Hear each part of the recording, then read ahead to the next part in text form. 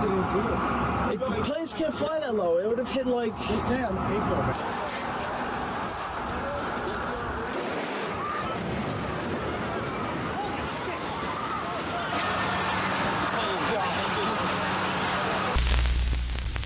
Hey guys, welcome back to my channel. Today's going to be a bit of a heavy topic, as you guys saw from the title, and of course today's date, which is September 11th. I wanted to go over what my day was like back in 2001. Now, as some of you guys may not even know, although I live in Florida today, and I've been in Florida for the past 15 plus years, I actually was born and raised in New York City, specifically the Bronx, New York. And the Manhattan skyline was literally outside my window of my bedroom. No joke. So I wanted to go over what my day was like that day because it was pretty epic, just as far as history and the fact that I lived through history and I remember it like it was yesterday. It's kind of insane. Now, I did wrestle back and forth if I wanted to even do this video because I'm like, oh, this is kind of a heavy topic. Do I want to really talk about this? I've never talked about this before. I've never really gotten into detail. I've never done it publicly ever. But I figured, why not, right? Like, we all have our own experiences, and I feel like 9/11 is kind of like the JFK assassination for those who were alive back then. Everyone knows where they were when JFK was shot, and I feel like everyone knows where they were on September 11th if they could remember. And here's my story. So I don't remember the morning of, meaning prior to the Twin Towers being attacked, because my routine was always the same. Now, I was about 16 years old in 2001, still in high school, and my routine was always the same. You wake up, brush your teeth, do what you gotta do, and then I would head out of the house by, I want to say, 8 o'clock, and then get on the city bus, which would take me all the way down to the block of where my school was. Now, I went to school in the Bronx, and it was about a 25 to 30 minute route to get from point A to point B. Now, mind you, this is 2001, so this is pre-cell phones. Not many people had cell phones back then. I know I'm dating myself. And not many people, and there was, like, social media did not exist. Internet, of course, was around, but we were still in the AOL dial-up days. So we were in the prehistoric days of the internet and social media. So this is pre-quick information, which is why I'm saying this for a reason, because you guys are gonna understand later on in the story why I'm saying that. I got to school normal, went through the metal detectors, and yes, in my inner city hood school, we had metal detectors because my school was in the inner city and was not a school you would want to go to. Now, in New York City, the school year starts in September. I know for a lot of other people, like down south here, the school year starts in August, which is crazy to me. But as a New Yorker, the school year always started either the first week or the second week of September. So for that year, I believe it was the first week of September. So by September 11th, it was only my second week of the new school year semester, and I was in my AP business class. And the reason why I remember this so well is because I remember that morning when I was in the class. I remember I was on that day, I could not get the facts to work, and I was getting frustrated because I kept trying to I kept trying to print out a certain sheet and it wouldn't print out for me for some reason, and I kept going back to the printer like, what is going on? And I kept going back and forth, and I remember being frustrated. And then at some point within the hour, the fire alarm went off. Now, when you go to an inner city school, that happens all the time. People pull the fire alarm and they run, and so nobody really reacts to a fire alarm because it's just normal. That's what it is. And so I remember the class was coming to an end. We had like maybe 5 or 10 minutes left of the class, and we're sitting down, and all of a sudden my assistant principal comes in the classroom, knocks on the door, comes in the classroom, which is abnormal, right? Why is the assistant principal in our classroom? And I'll never forget this. The first thing he said was, is everyone who's supposed to be in this classroom in this classroom? And he said it just like that. Now, in my mind, I'm thinking, maybe he thinks that somebody from our class pulled the fire alarm, and so he wants to make sure that all of us are where we're supposed to be. So that's what I'm thinking in my mind. But then I remember looking at my teacher, and she freaked out, and her response was, why? What happened? Why? And I remember thinking to myself, this is all happening in real time, and it was quick. But I remember at the time thinking, why is she so concerned? And her concern made me concerned. It made me kind of perk up, like, okay, wait, is something else going on here? Then he steps in the classroom, and this part is kind of funny. He says, by a show of hands, how many of you have parents who work in downtown Manhattan or who work in the city of Manhattan? Because remember, we're in the Bronx, which is a different borough. Literally, everyone's hand goes up because it's just normal when you work or when you live in New York City and any other borough, majority work in Manhattan. That's where the business is, that's where the district is, that's where the money's at. So all of our hands go up.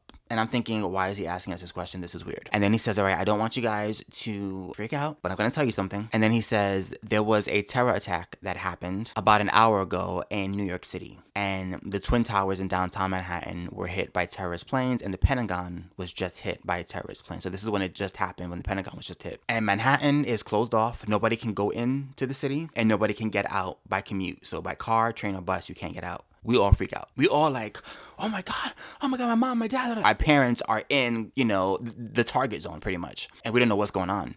Now, mind you, this is prior to TVs in classrooms, at least in my classroom. Now, I know there are some schools that had TVs. Again, my school was ghetto. We didn't have a TV.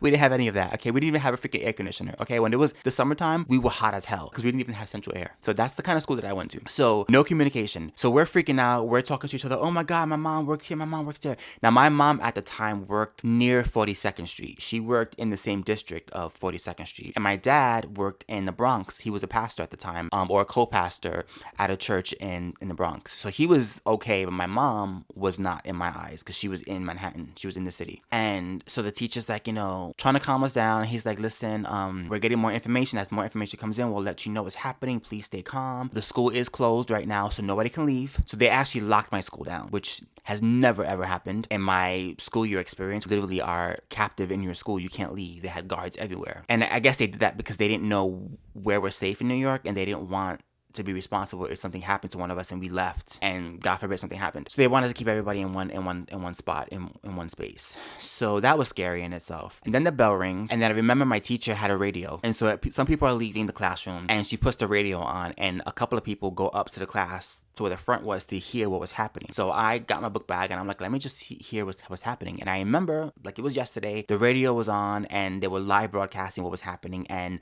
the first tower had just collapsed. You can see the firemen assembled here, the police officers, FBI agents, and you can see the two towers. A huge explosion now raining debris on all of us. We better get out of the way. And the first tower had collapsed, and I remember hearing the broadcaster speaking and very panicked, and you can hear sirens and panic on the radio, and people were just like freaking out, and he's reporting on what's happening. And I'll never forget this. I don't know why I said this. And I think this is just a testament of how innocent I was back then. And also, as Americans, how innocent we all were prior to 9/11, because we had never experienced anything close to what happened on that day as far as terror goes. So we didn't have a clue. We were really innocent little babies in our minds when it came to terrorism. So in my innocence, I said one of the dumbest things. So people are in front of the classroom. We just heard that the first tower collapsed. And I remember saying, my stupid self says, oh my God, does that mean people died? And the guy in front of me turned around and he was like, yes. Like he was frustrated with me. Like, how stupid can you be to even ask that question? But again, innocence. Was not thinking. See, in my mind, when the teacher told us that terrorist planes hit the World Trade Center, I wasn't thinking commercial planes. My innocence was thinking, oh my God, some country must have flew their own fighter jets from their country to our country and attacked us with their fighter jets. That's what I was thinking. No way, shape, or thought in my mind was I thinking these were commercial airliners. I just couldn't fathom that happening. And so in my mind, I'm thinking they crashed into the World Trade Center and the people on the planes were only the terrorists. I just, in my mind, couldn't think that people who worked in the building died, because my mind couldn't wrap around the terror. I just couldn't do it. And so when he looked at me and said, yes, that's when it really hit me, like, oh my God, like, how many people just died and what is going on, and this is crazy, and I can't even talk to my mom. I'm freaking out. So I remember I left the classroom, and I remember I was going downstairs. No, I was going upstairs, and one of my friends was coming downstairs that I knew, and I turned to him and I was like, oh my God, you're not gonna believe this. The World Trade Center was just attacked by terrorists, and one of the towers collapsed, and thousands of people are dead. And he was like, stop playing. And I'm like, no, I'm serious. Like, we literally just heard about it on the radio, and the assistant principal came to our classroom and told us, and he literally would not believe me. He literally was like, you're lying. I don't believe that. Stop playing games. And walked away. Now, mind you, this is, again, before cell phones, before smartphones, before internet. So everything back then was word of mouth. There was no instant communication. So he didn't believe me. So I remember back then, because there was very light communication, there were a lot of rumors. And one of the rumors that I remember hearing about when I was in my math class was that there were 8 planes and that 4 planes were unaccounted for. And by the way, that's why every other state had everyone go home. I remember people in California left their jobs. My family down here in Florida, before we moved down here, everyone had to go home. Everyone evacuated. And I'm assuming that happened in pretty much every state, because back then nobody knew if there were other planes, nobody knew what the other targets could possibly be, and nobody wanted to be out in public and, God forbid, be in the target zone area. Now, one thing that really stood out to me when I was in class, mind you, I'm in high school. So most of the people in high school are from the ages of 14 to 17 or 13 to 17. And I go to an inner city tough school, gangbanging school, just to give you some insight. And I remember throughout the entire day on the intercom hearing, Jessica Jones, please come to the front desk. Your mama's here to pick you up. Michael Rodriguez, please come to the front desk. Your mama's here to pick you up. And I remember thinking, this is high school. Like, high schoolers are getting picked up by their parents because parents are so afraid of what's happening, that they're picking up their high school students, their high school kids, their 16, 17-year-old kids. They're picking them up from school. What is going on? Like, it was freaky. It was so freaky that day. So finally, the end of the day comes. I'm able to leave prison. And so I remember, and by the way, I just remember this. On September 11th after school, I was supposed to go to the Allstate building in the Bronx because I had a job interview. My very first job was I was a telemarketer for Allstate Insurance. And the guy that ran the office was a good friend of our family's. And so he hooked me up with the job. But to get the job, I had to actually go and do the interview. This was my first ever job. So I was already stressed out prior to what was happening on September 11th because I had to do my first job interview and I was scared. And I was supposed to take the train to go to the office. But of course, no trains were working that day. Everything was shut down. So my job interview didn't happen that day. I ended up doing it a different day and I got the job. But I remember going to the bus stop and running over to the payphone because back then payphones were a thing. Again, I'm dating myself, I know.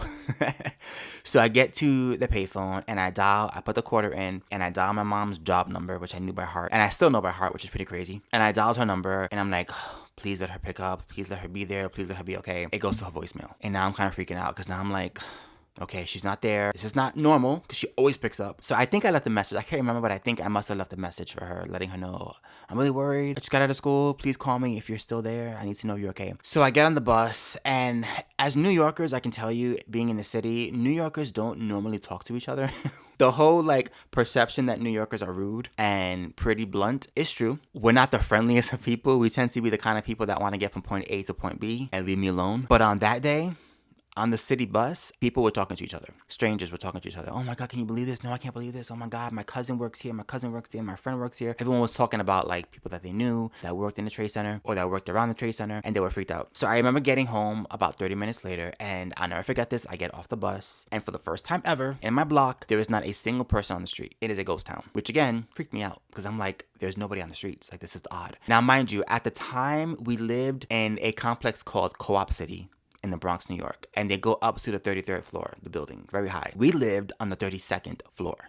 I was able to see the Manhattan skyline from my bedroom every single night because we lived so high and we could see everything. We could see the entire New York tri-state area. So I remember getting up from the elevator and getting to our apartment and hoping maybe my parents are there. Maybe my mom and my dad are there and they're safe and sound. I open the door, get inside, nobody's home. Nobody's home. So I'm like, oh my God, nobody's home. So I remember I closed the door, I dropped my book bag, and I ran to the balcony area because the balcony area was again where we could see the Manhattan skyline. And I remember running out and looking to my left, and all I saw was black smoke in the sky. A big, huge black cloud in the sky, just slowly moving to the east. And I remember just looking and being like, oh my God, I can see it. I can literally see where the World Trade Center was. Because at this time, of course, this was 2 o'clock in the afternoon. So, of course, both towers had already collapsed. And all I could see was black smoke. I used to be able to see the World Trade Center perfectly from my view. And now all I see is black smoke. I can't even see anything from past that area. So I'm freaking out. I'm like, oh my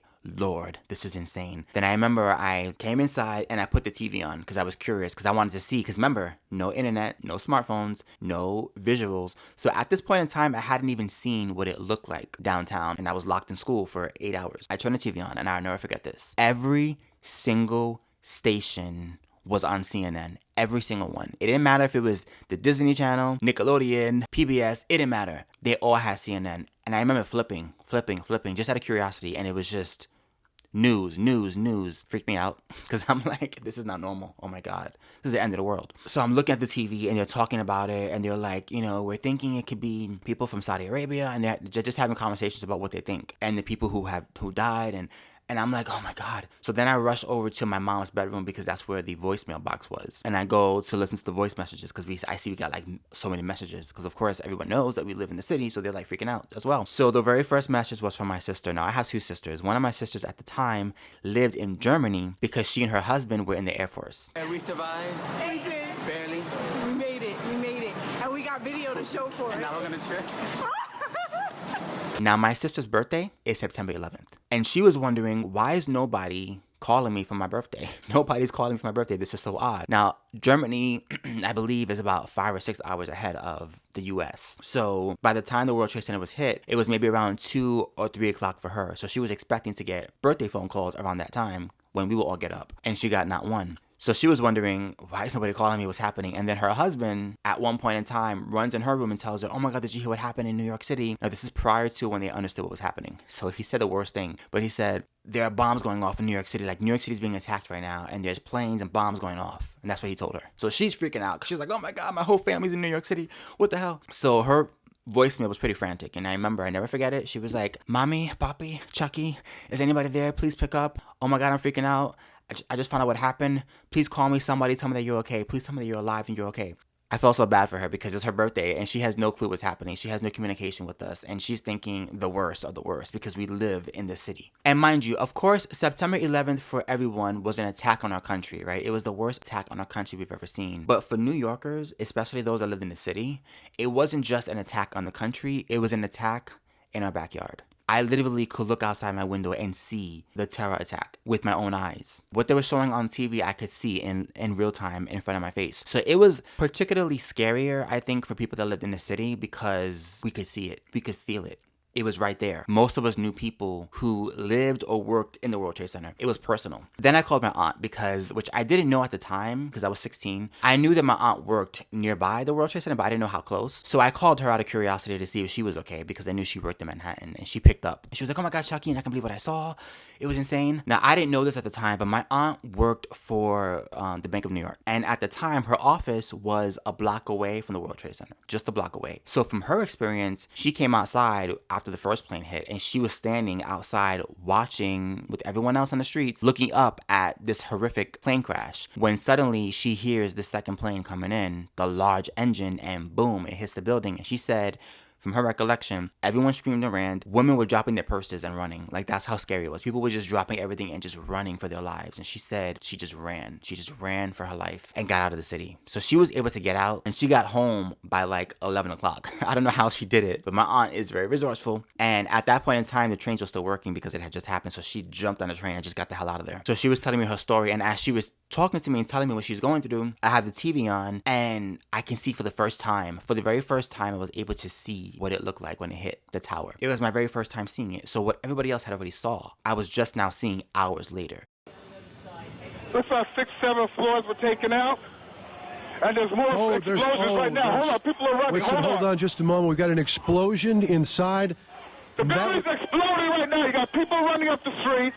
So I'm like, Titi, it hit the building. Oh my God. And that's when I realized, oh my God, this is a commercial plane. This is an actual like American airline plane. This is a plane that people get on. This isn't a freaking terrorist plane. This is a freaking commercial plane. Like, it's all hitting me because I didn't know this information. So I'm freaking out on the phone with her. I'm telling her that I'm worried about my mom, who's her sister. So she spoke to my grandfather at the time. And my grandfather lived in Spanish Harlem with my cousins and everything. He lived in Spanish Harlem. And so my mom originally was supposed to go to his apartment in Spanish Harlem because at that time she couldn't get out of New York. She couldn't get out of Manhattan. So the plan was just stay in Harlem for the night. So I called my grandfather's house and my cousin picked up and I was like, hey, what's up, cuz? I was like, this is crazy. And I asked him, I was like, is my mom there? Did she get there? He was like, no. He's like, I haven't seen her. She's not here. And he was telling me about his experience and he's like, it's crazy. People are screaming in the streets, da, da, da. So I'm like, all right, if you hear anything, please let me know. Just call me right away so I know she's okay. He was like, bet I definitely will. So now I'm really worried because now I'm like, my mom was supposed to get to my grandfather's house. It's 2 o'clock. Why is she not there? What's going on? Again, no communication because no cell phones. So I remember at this point in time, ran to my room. I'm watching the TV and I dropped to my knees and I prayed. And I was like, Lord Jesus, please, Lord, like, don't let us die. Like, it was extremely scary because, again, there was very little information and I could see the terrorist smoke from my bedroom window as I'm on my knees praying. It was scary. It was the scariest moment of my life, hands down. You know, I thought like they're gonna bomb us next. They're gonna bomb my building. Like it was so scary, and there was no information, and I didn't know where my mom was. I was by myself in a high-rise building, which you don't want to be in on September 11th. And I remember just waiting and waiting and waiting for somebody to come home. And then at around 6 or 7 o'clock at night, I hear the keys, and I rush over to the door, and my mom walks through the door, and I'm like, oh my God. Thank God you're okay. I thought you were going to Grandpa's house. And she was like, no. She was like, I walked from 42nd Street all the way to the Bronx. Now, if you guys don't know, walking from 42nd Street or Midtown Manhattan to the Bronx, New York is a journey. It is a journey, okay? It is not normal. You don't walk by foot from borough to borough. You just don't do it. It's insanity. But my mom was determined to get home and to get the hell out of downtown Manhattan. She did not want to be in the borough of Manhattan. Not that day. So she walked. And it took her from 9 a.m. when everything first happened until 7 p.m. at night. So you do the math. And her shoes, she had her high heel shoes and they had holes in them at the bottom. So mind you, she hadn't seen any footage either because again, she was walking the entire time. All she knew about it was word of mouth. Go to the TV, let me show you what's happening. Like, I'm like, mommy, they literally flew planes. Like I've been watching it for hours now. She's like, oh my God, let me go see. So the TV's already on. She's looking at the TV and she's like, oh my God. Like, you know, she's seeing it for the first time. And then she's on the phone. She's talking to, because people are calling her on the phone. And I remember she had a conversation with one of our good friends. I think the girl was on the speakerphone. So they're talking from speakerphone. And I could hear her on her end, the other woman's end, saying, Victoria, that's my mom's name. Victoria, this is war. Like, we're going to go to war with it. This is war. And I remember her saying that, like, my heart dropped. Because war. You know what I'm saying? Like, I never lived through war. Like, the only war that I lived through prior to that was the Gulf War. And I was a kid back then. I was, like, 6 years old. I didn't even remember much of what happened in the Gulf War. So this is my first time living through an actual historical event. And it was like our Pearl Harbor. Pretty much. My dad came home shortly after. Thank goodness he was okay. Now, he had a very distinct experience because he worked, of course, in our church. And there were many people from our church who worked nearby the World Trade Center and who were there. And so he remembers people coming into the church that were able to escape after the towers fell. And they had soot on them. Like they had like dust on their bodies and they had ran to the church. They just wanted to be in a safe space, I guess, or a safe place. And so he was at church the entire day just counseling people and trying to like counsel people and help them do this because people were freaking out and rushing over to church. So that was his experience. He was just like, because my dad is a clinical social worker. And back then I used to journal all the time. I used to journal every single day. I haven't done journaling in years, but back then I was journaling. And I remember I journaled the day of September 11th. I'm going to read for you guys my actual journal entry from that day, if I could find it. 20 minutes later. You guys, I freaking found it. Yes, it was in a composition book back then. Don't judge me. As you can see, it says, journal, do not touch anyone, Chucky. Which is so me back then. All right, I haven't opened this thing in years. But as you can see, just from the date, look. September 8th, 2000. All right, I'm gonna find the actual date and then I'm gonna read it for you guys. All right, so I found the actual entry. I wrote it at 8:21 p.m. that same day. And excuse the misspellings. But it reads, hi journal, oh my God, I just can't believe what has happened today. Terrorists have crashed into the World Trade Center. Both Twin Towers have collapsed. Palestine is America's main suspect. Of course, that was wrong, but again, it was the day of, so very little information. I'm in total shock. USA was attacked. It's like a dream, a nightmare. Everyone is saying we are going to war, and I believe it. I'm extremely scared. While in school, I heard about it while I was in my global tickets class, 3rd period. I was worried about mommy a lot. I was supposed to go to Michael's job. That's the job interview at Allstate I was telling you guys about. I was supposed to go to Michael's job, but I was way too scared. I went to a public phone to call mom. She wasn't there, and I knew I was going home. I can see the smoke from the terrorists. It's unbelievable. The President Bush will be talking to us at 8:30 p.m. It's now 8:27 p.m. I'm 17, so I won't be, I guess I was 17, not 16. I'm 17, so I won't be getting shipped, but I turned 18 in 1 month. Everyone is in shock and scared. Grandma called crying on the machine, 50, which is my aunt. And then I go on to just, you know, more detail. And everything else that's in here is pretty much what I told you guys about. So it's all the same stuff, but it's crazy, isn't it? It's to have it documented and to see like what I was saying and what I was thinking the day of is kind of crazy. 17 years old. I feel like all of us who watched 9/11, who lived through it, who remember it, we all went through PTSD because we all watched in real time what was happening on TV. And that is traumatizing, especially because there was no filter back then and it was just non-stop coverage. I remember what the world was like pre 9/11 and the world changed in a matter of a day. And I feel bad for people who were born after 9/11 or people who were too young to remember life before 9/11, because thankfully I lived a pretty great life prior to that. I was only 16 years old at the time, so my whole childhood was pre 9/11 when the world was very different. And after that, it just changed. The innocence of our world was gone forever. I know the conspiracy theories. I know people think that the government let it happen.